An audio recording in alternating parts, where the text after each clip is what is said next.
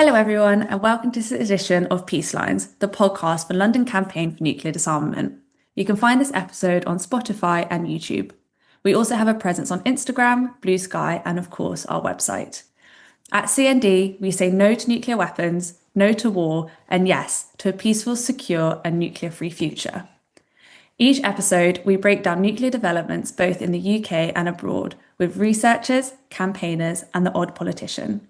No jargon, just clear explanations.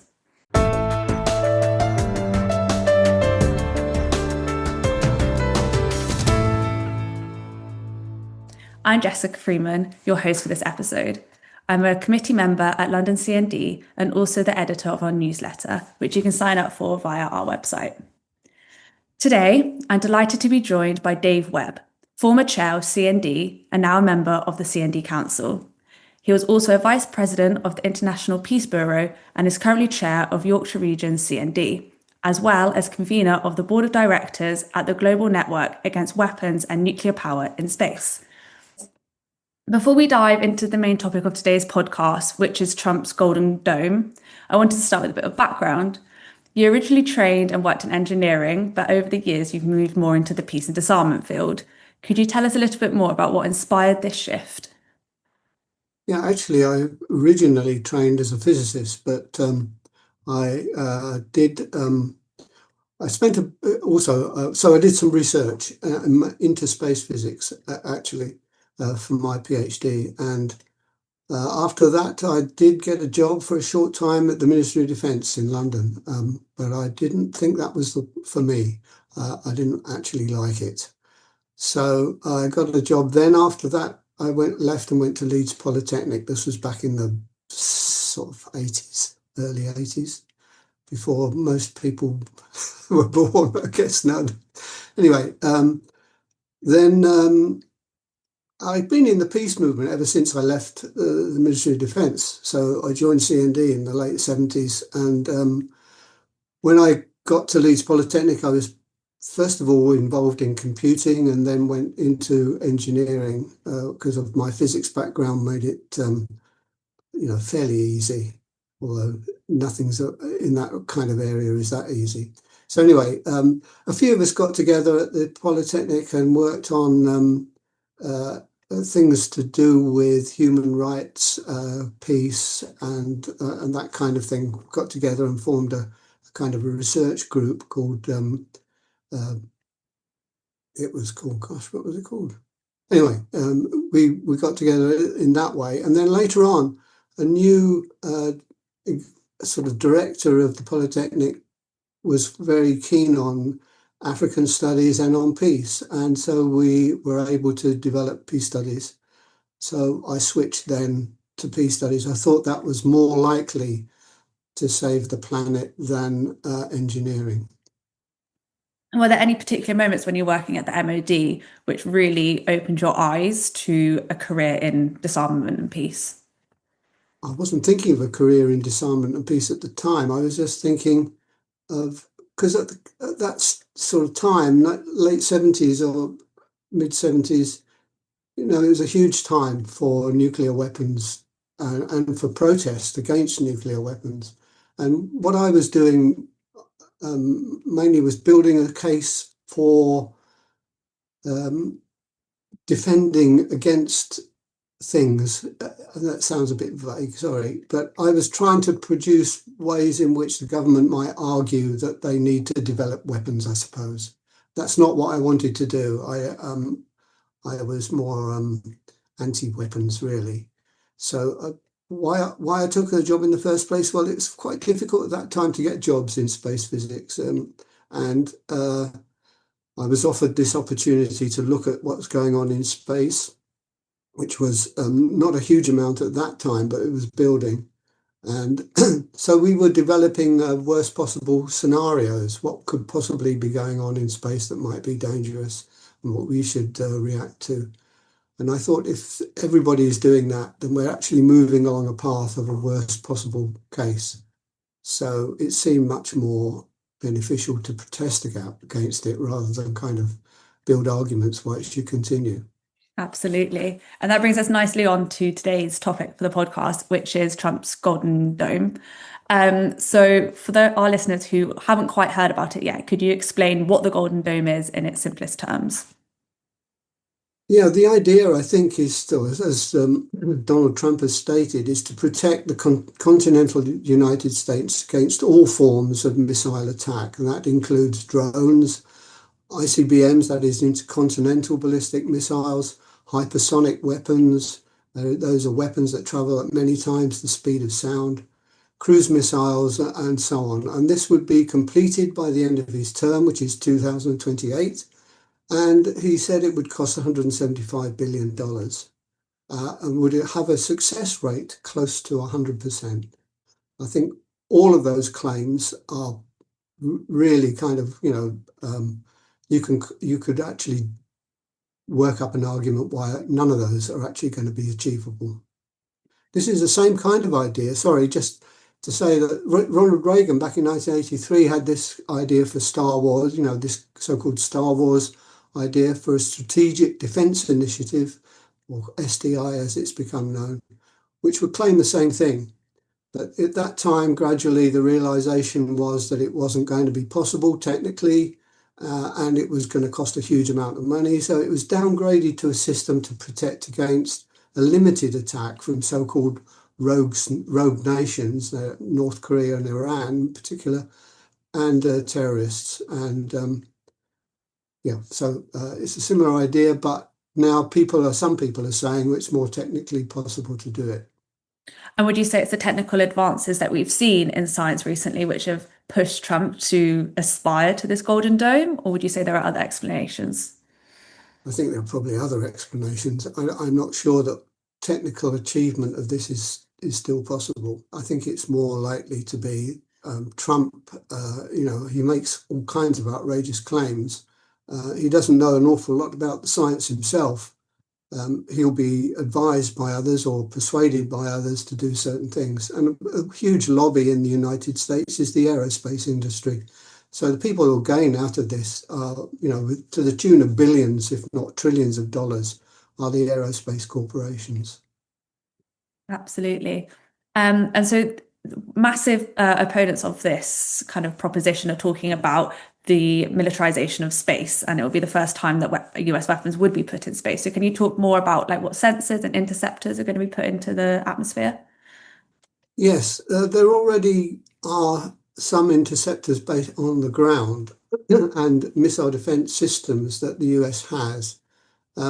So, for example, back in the times of Ronald Reagan, Star Wars, there was a ground-based missile defense system developed with a few missiles, something like 40. I think there are now 40 interceptor missiles at a base in Fort Greely in Alaska, and another 4 interceptors at Vandenberg Air Force Base in California. And those are interceptors that will be fired at an incoming international ICBM, intercontinental ballistic missile. So that would be traveling at from a distance of thousands of miles. So it's a very long range one. This means that the trajectory of the missile could be tracked relatively easily, and its position could be kind of pinpointed so that an interceptor could get to it. Even so, the tests that have been carried out with those interceptors show that there's not a very high success rate. They have been claimed to be very successful, but that's because many, the things that they've been intercepting have been fired by the US, and they know what the trajectory is. They even have homing signals on some of the warheads, so that they know, not warheads, dummy warheads, so they know exactly where the missile is. That, of course, wouldn't happen in real life. So it's kind of probably, I think it's been stated that the rate of interception is probably like something like 60% or at the most, So you can't expect very much from them.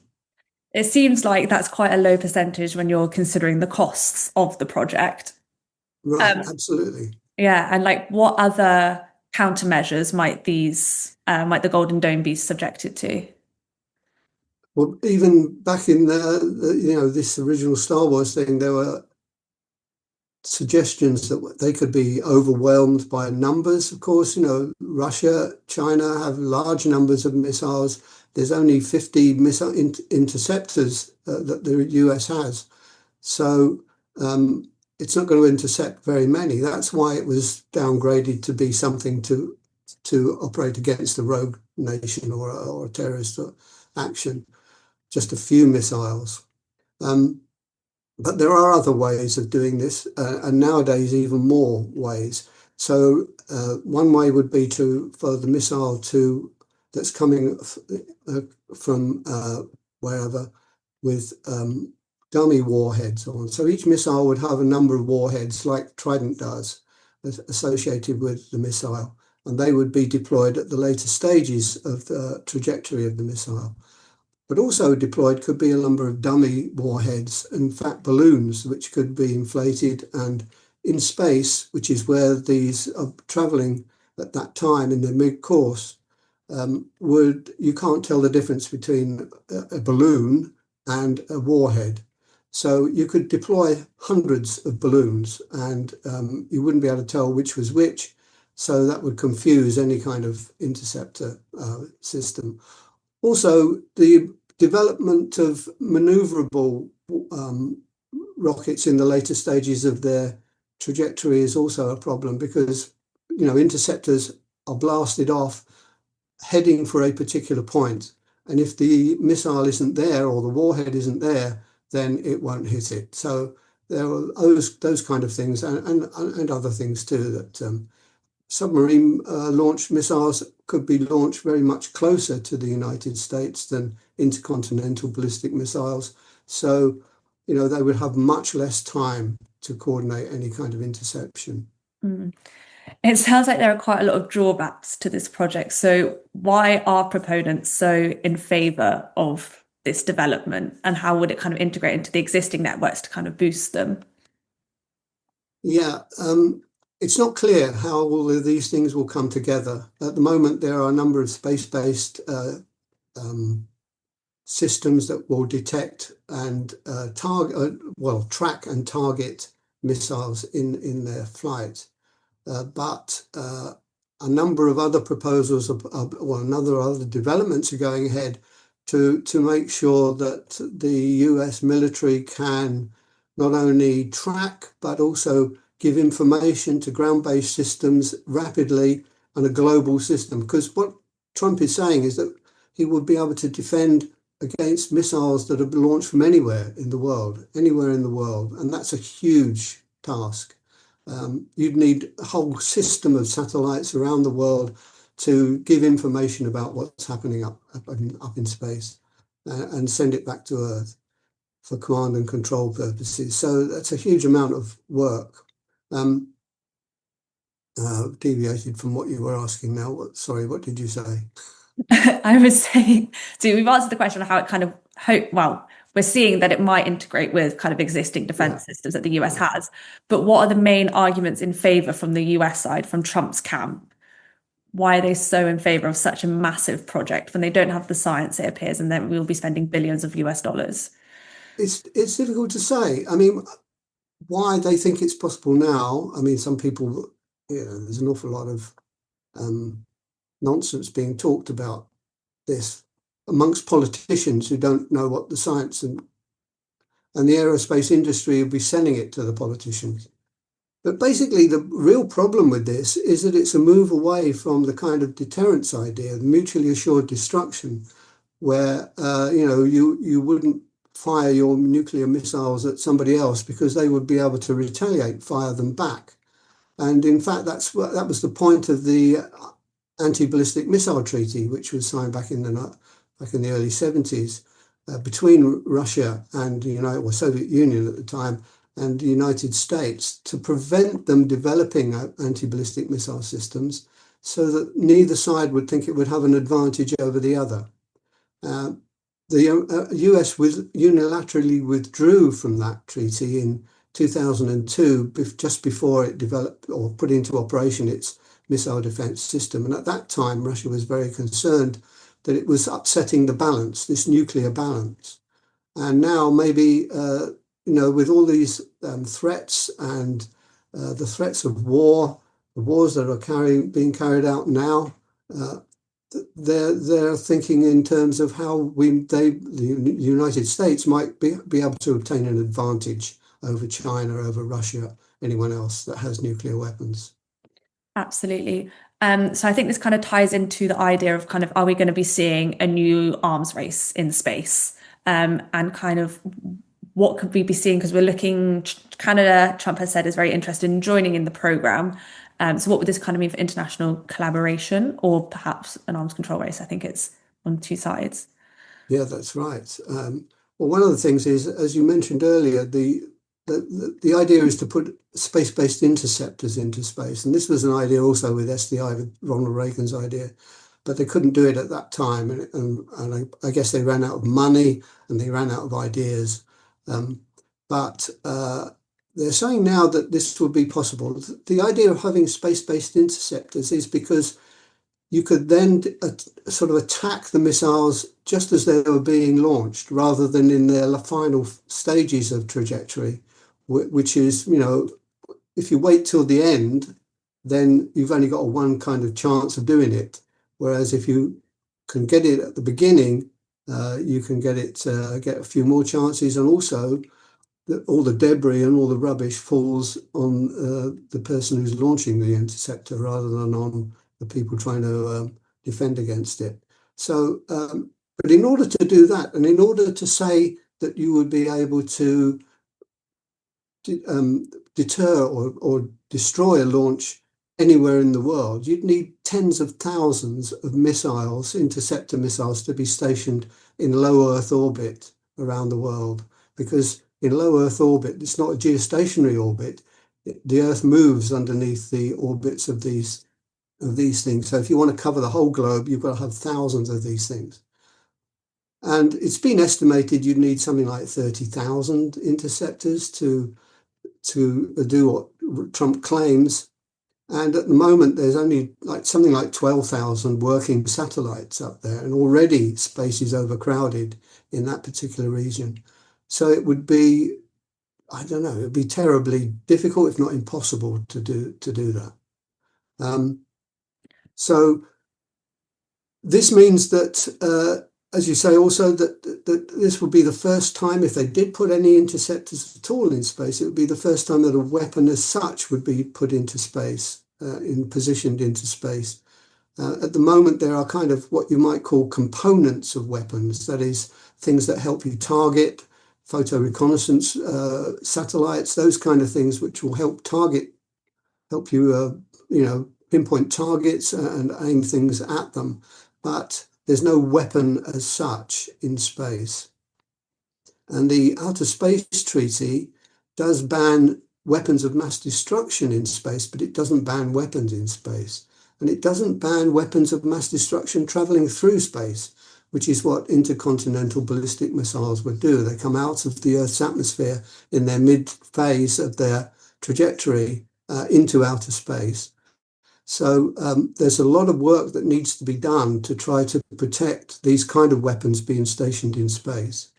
And actually, every year there are propositions put forward to the United Nations to try and prevent this kind of thing, but usually by Russia and China, in fact. But the United States doesn't sign up to them. And in order to get any kind of real treaty going, you need, it's a consensus sort of idea. So you can't get any further. For sure.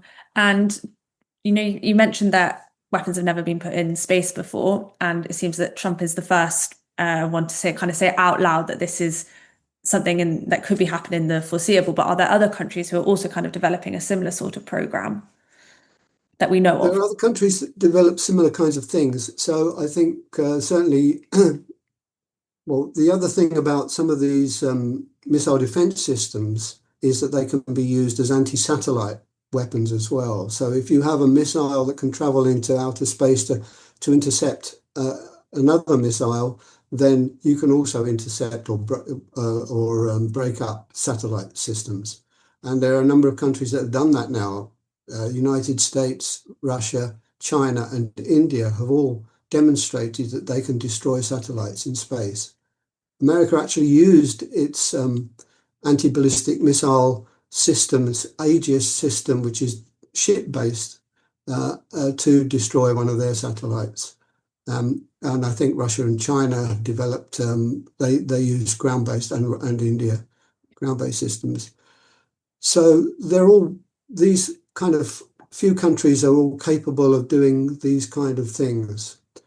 There's not been an indication or much of an indication that they will really want to do it, I think, because the cost is huge. It's a huge amount of money. And if you can prevent things like this from happening rather than actually put them into place, then, you save a lot of money, you save a lot of international tension. So it's obviously much more beneficial to try and arrive at treaties and understandings where this kind of thing can't happen. Absolutely. And so you mentioned the outer space peace treaty, outer space treaty. Do you think that this can be expanded to incorporate these elements that will stop, say, nuclear weapons? So this is banning nuclear weapons, but are we going to be seeing other weapons to be banned? Do you think there's potential for this to be expanded, and is there a political will to do so? There's certainly potential. I think you'd need a new treaty because the Outer Space Treaty is a bit out of date now, really. The technology that was available then has changed quite a bit. Mm. But it should, yeah, it should be a priority of the United Nations to try to come to some agreement. The problem is that the people who think they have an advantage over others, technically, um, don't want to give that advantage away. So I'm talking of the United States. They're obviously spent a lot more money and have done a lot more work on producing weapon systems and just space systems generally. And they don't want to be able to, or don't want to bargain that away with anybody. So it's kind of difficult. It's very difficult. But it should be done. It should be done. It must be done, really. Absolutely. And then I think quite a lot of our listeners will think of the Golden Dome and kind of compare that to Israel's Iron Dome. So can you do a comparison between the two and distinguish between the two systems? Yeah, I think that's also one of the reasons why, this idea of a Golden Dome has come up again now, because um, Israel has claimed a lot of success with its Iron Dome. And its Iron Dome has been built and put together and along with a number of other missile defense systems that Israel has, including an American system which it's purchased. But they have claimed a lot of success from a lot of short-range missiles that have been fired by Hamas at Israel. But these are short-range missiles, and there's few of them. There's not very many. When Iran attacked Israel with its missiles, they were longer range, they were faster traveling, and there were many more of them. And they basically overcame the Iron Dome system and the missile defense system of Israel. There were a lot of hits in Israel. And from a claimed success rate of maybe 90%, which is what Israelis were claiming, the success rate was down to something like 10-15% under those circumstances. So we don't hear too much about that, but we hear a lot about the success of the Iron Dome, not too much about its lack of success. But those are, and it's also a very small area of the earth that has to be defended from Israel, about the same size as New Jersey state in the United States. Whereas the United States is claiming it wants to cover the whole of the North America, including Canada, as you said. And actually, on Canada, can I come say a bit more about that? They have been involved with this North American air defense system, NORAD, since the 50s. So it did kind of a radar system, a way of protecting the Northern America from missile attack with radars and so on. But they had back in, I can't remember the year, but they had when the discussion about Star Wars came about and missile defense was being developed by the US, they had actually decided to opt out of that. They didn't want to be part of that missile defense system. Now, however, things have changed. They've reversed that and are now thinking, I don't think the decision has been made yet, but they're thinking it looks like maybe they would join. It would cost them quite a lot of money, but unless they actually, I think Trump has said, if you become the 51st state of America, it won't cost you anything. So I don't know whether that's really a tempting offer or not. I don't think so. Potentially. So, do you think that other states, other NATO states, might also try to get in on this project if they believe that it's going to provide more protection, etc.? Can we be seeing more collaboration? Well, we're already seeing, I think, some things happening. NATO itself has a missile defense capability, or at least some systems that offer that. Mainly the ship-based Aegis systems and others. But and it was developing its own. And there was for a while they've been developing these systems. Now it's individual countries in Europe. The UK itself is looking at a few systems, and I think Lockheed Martin has offered to build one for the US. Of course it does. It's offering everywhere, I imagine.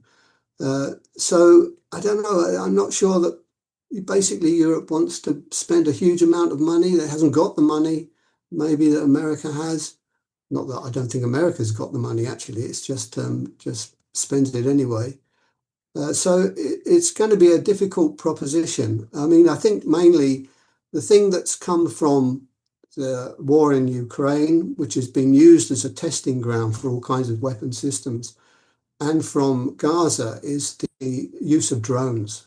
And most of the air defense systems will be probably looking at drones. Hypersonic weapons now are going to be very difficult to deal with because they travel so fast and they can move, especially hypersonic cruise missiles can move around. So there's all kinds of real difficult challenges that people face. And I don't know, there will be attempts to try to do this, but lots of money will be spent on doing it. But whether they will work individually as countries or as a European, system, which I guess the UK may or may not be part of, then that's yet to be sort of decided, I think. It's hard to know. So, from your perspective, we've kind of explored the downsides of the Golden Dome and the fact that it's extremely expensive, that it has a 60% rate of actually being able to intercept incoming missiles. However, we do also have this kind of overwhelming concern that we're militarizing space. So, do you think this is going to speed up the militarization? And is that a genuine concern that we should have? Or do we think that the downsides and the costs are kind of outweighing those? Well, no, I think it's certainly going to accelerate the weaponization of space or the militarization of space, and that's being accelerated anyway, because any war now, and Ukraine and Gaza have shown, any war now involves the use of space satellites in some way or another, and GPS systems. And one of the other not a highlight, one of the other things that have come up during these two wars in particular is that attempts to jam or spoof GPS signals. That means to jam them so you don't receive the GPS, or to make it look like you're in a place where you're not. That's the spoofing kind of idea. And this has been carried out quite a bit in Ukraine, certainly, and in Gaza too. So if you black out GPS, then a lot of these modern weapons don't know where they're going, what they are, where they are. So alternatives to GPS are being developed too. There's many more satellites being used now by the military in space. And the problem is that if there is some kind of war that includes the destruction of satellites, then there's so much debris that will be created in space that it may be impossible to kind of move through all that debris, because even a small piece of debris moving at the speeds that they travel at in space can cause damage. And in fact, we've already seen, I think, just recently that Chinese astronauts are stranded because they can't get back. And there was also a US astronaut stranded for a while. That wasn't because of space debris, but the Chinese one seems to be because of space debris hitting there. And just to pick up on that, as you've spoken before, that there have been tests to take down missiles when they're in the sky with interceptors. And what has happened to the debris that has come off of those missiles? Where is it falling? And is that an increasing concern that we can see with the tests and them going wrong? I mean, we see Trident tests going wrong off of the coast of the US recently as well. Yeah, I think the debris would arrive from an actual kind of breakup of something of a satellite or whatever.